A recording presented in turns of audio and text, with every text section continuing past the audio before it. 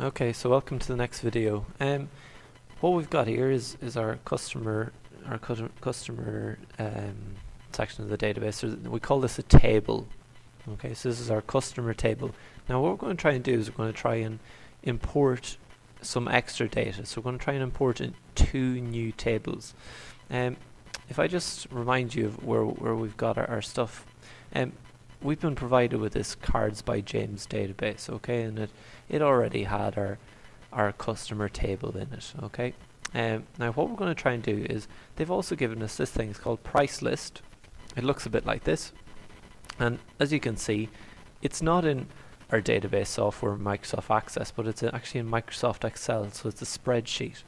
What we're going to try and do is trying to get this to go into our database. So we're going to create a new table for that. Now to do it, it's quite simple. I'm just going to close this first of all. I'm not going to save it. Remember, this is in our today's SNGCSE folder. It's in there, okay? The two we're going to try and import today, or at some stage, we're going to try and import price list first. So when I tell you to go import it, that's where you're going to need to get it from.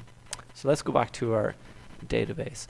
I'm going to click onto external data because at the moment our price list is an external piece of data. So what we're going to do is external data, and then we're going to try and import it, and it's an Excel file. So what I'm going to do is I'm going to click on Excel, and then I'm going to click browse and try and find my price list. Now you're probably going to have to go to H drive and find that. Luckily for me it's right here, okay. So I'm going to double click onto that, and price lists up here, and it'll say import the source data into a new table in the current database. So this is going to be a new table. That's exactly what we want. I'm going to click OK, and it'll give us something that looks like this. So it kind of gives us a preview of what it should look like. Now if it doesn't look like this, don't worry.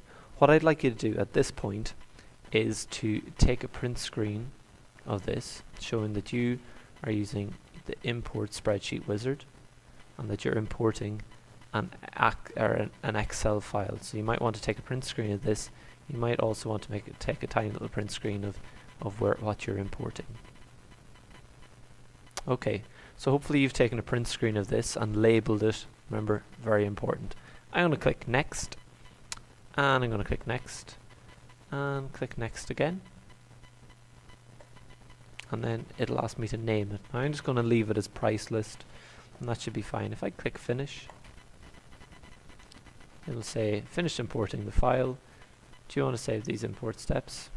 I'm going to just click close, and then if I double click on price list, you'll see that our fields have come in. So that spreadsheet that we were looking at earlier has been imported. Can you please take a print screen of this showing that it has been imported, and then please label it?